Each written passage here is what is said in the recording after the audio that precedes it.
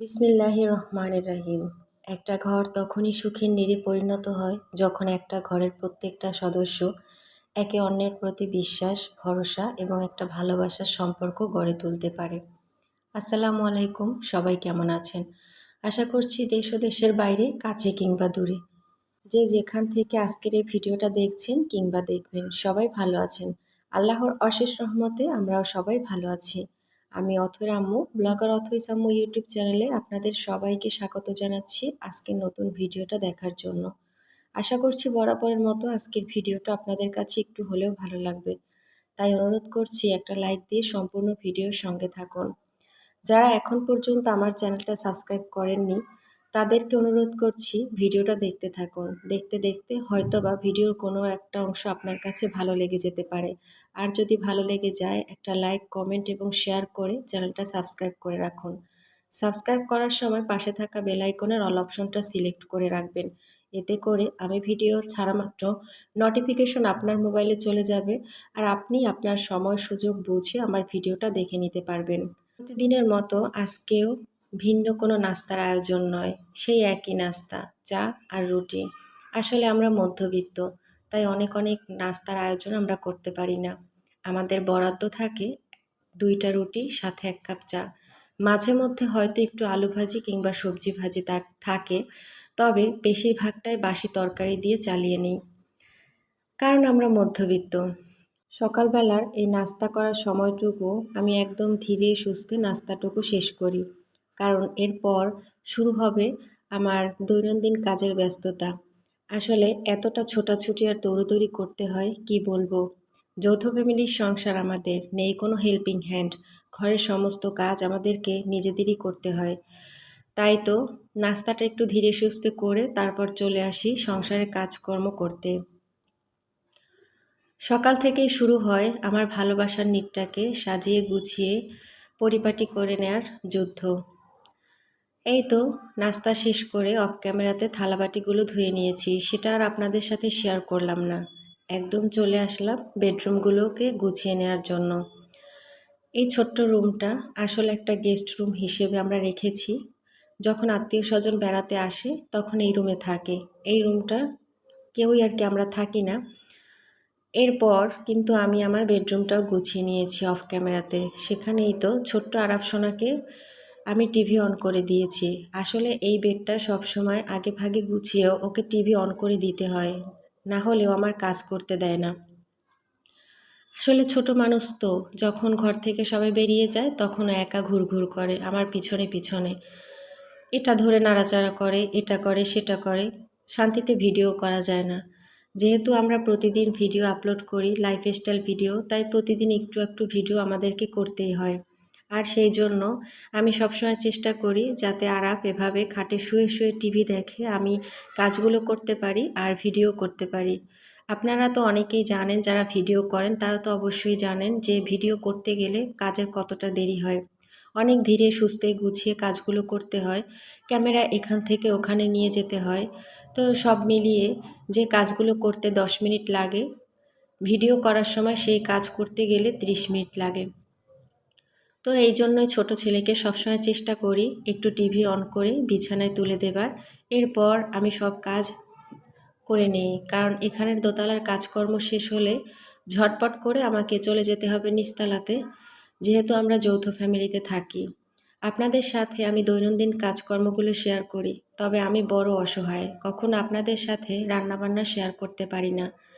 যারা আমার পুরনো আপু এবং ভাইয়ারা আছেন তারা হয়তো জানেন যে আমি দোতলায় একা রান্না করি না। আমরা যৌথ ফ্যামিলিতে থাকি, তাই সবার সাথে একসাথে নিচতলায় গিয়ে রান্না করতে হয়। যেহেতু ঘরের বড় বউ আমি, তাই মোবাইল অন করে সবার সামনে ভিডিও করা, কাজ রেখে এটা সম্ভব হয়ে ওঠে না, তাই আপনাদের সাথে সেরকমভাবে রান্নাবান্না শেয়ার করতে পারি না। আমি যদিও বা জানি যে একটা লাইফস্টাইল ব্লগ শুধু ঘর গোছানো নয়, ঘর গোছানো থেকে শুরু করে রান্না বান্না সব কিছুই থাকে, তবে রান্না বান্না আমি আপনাদের সাথে কখনোই শেয়ার করতে পারি না। সেজন্য মাঝে মাঝে নিজেকে খুব অসহায় লাগে। আসলে আমার মনে হয় হয়তো আমি আপনাদের সাথে রান্নাবান্নাগুলো শেয়ার করতে পারি না, এই জন্য আমার ভিডিওটা আপনাদের ভালো লাগে না, এই জন্যই হয়তো আপনারা লাইক দেন না। আসলে আমি সব আপুদের ভিডিও লাইক দিয়ে তারপর দেখি, তারপরও যখন দেখি যে ওই আপুগুলো আমার ভিডিওতে এসে ভিডিও দেখে লাইক ছাড়াই কমেন্ট করে, তখন না ভীষণ খারাপ লাগে। অনেক কষ্ট করে একটা ভিডিও তৈরি করতে হয়, সেটা আমরা প্রত্যেকেই জানি। তবুও একটা লাইক দিতে কিসের এত কার্পণ্যতা আমি বুঝি না। এই তো দেখুন, সামনের ড্রয়িং রুমটা সুন্দর করে সাজিয়ে নিলাম, গুছিয়ে নিলাম। তারপর ফ্লোর তো ঝাড়ু আগেই দিয়ে দিলাম, তো আপনাদের সাথে এখন শেয়ার করছি যে পুরো রুমটা আমি কিভাবে গুছিয়ে নিয়েছি। এরপর চলে আসলাম অন্য আরেকটা বেডরুমে। দেখলাম ওয়ার্ড্রোবটার উপরে ধুলোর আস্তরণ। সেই ধুলোর আস্তরণটা প্রথমেই আমি একটা কাপড় দিয়ে মুছে নিয়েছি। এখন কত সুন্দর চকচক করছে। আসলে মোবাইলটা যেহেতু পুরনো, এজন্য ক্যামেরার যে ছবিগুলো অতটা সুন্দর আসে না, কিন্তু কিচ্ছু করার নেই। এটা দিয়ে আমাকে ভিডিও করতে হবে, আর এটা দিয়েই আমার চ্যানেলের কাজগুলো করতে হবে। এই ফোনটা যদি কখনো নষ্ট হয়ে যায় তাহলে আমার আর চ্যানেলে ভিডিও আপলোড করা হবে না। এরপর ওয়ার্ড্রোবটা আমি সুন্দর করে মুছে নিয়েছি, বিছানাটাও সুন্দরভাবে ঝেড়ে নিয়েছি, ফ্যানটাও মুছে নিয়েছি। সেটার আপনাদের সাথে শেয়ার করলাম না। আসলে এত কিছু শেয়ার করতে গেলে ভিডিওটা অনেক বড় হয়ে যাবে। আমি সবসময় চেষ্টা করি ছোট্ট ছোট্ট ভিডিও আপলোড করার, যাতে আপনারা ফুল ওয়াচ করে দেখতে পারেন। তবুও মনে হয় কেউই ফুল ওয়াচ করেন না, একটা লাইকই তো দেন না, কি আর বলবো। ফ্যানটা সুন্দর করে মুছে নিয়েছি, রুমটা একদম চকচক করছে।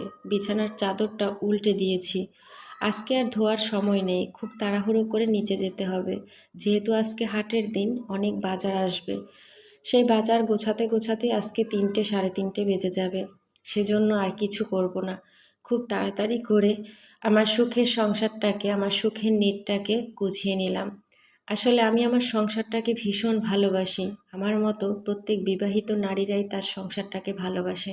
আমি জানি, বুঝি, একটা নারীই পারে তার সংসারটাকে সুখের নীড়ে পরিণত করতে।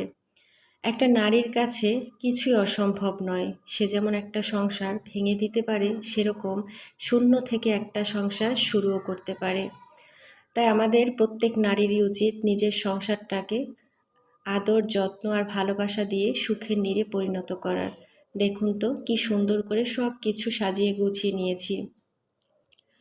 কাজ করতে গেলে, ভিডিও করতে গেলে একটু দেরি হয়, তবে এটা ভাববেন না যেভাবে হয়তো সাজানো গোছানো থাকে না, শুধু ভিডিওর জন্যই করি। আমার সংসারের সব কিছু কিন্তু এভাবেই থাকে, তবে ভিডিও করতে গেলে একটু দেরি হয়। আর ভিডিও যদি আমি না করতাম তাহলে এই কাজগুলো করতে হয়তো আমার একটু সময় কম লাগতো। তো সব কিছু পরিষ্কার করা শেষ। এখন আর কি চলে যাব আমি নিচতলাতে।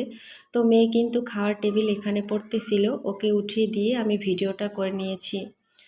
তো আজকের ভিডিওটা আপনাদের কাছে কেমন লাগলো সেটা কিন্তু ছোট্ট একটা কমেন্টের মাধ্যমে জানাতে ভুলবেন না। দেখুন তো সব কিছু কীভাবে চকচক করছে। আসলে কি কোনো ম্যাজিকের মতো এভাবে চকচক করতে পারে? এই সংসারটাকে সুন্দর করে পরিপাটি গুছিয়ে রাখার জন্য কত কষ্টই না আমাদেরকে করতে হয়।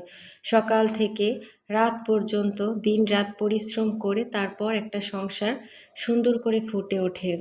কিন্তু সেটা সবাই বোঝে না। সবাই তো একটু এসেই বলে, কি এমন কাজ একটা সংসারে? কিচ্ছু বলার নেই তাদের। আল্লাহ হাফেজ।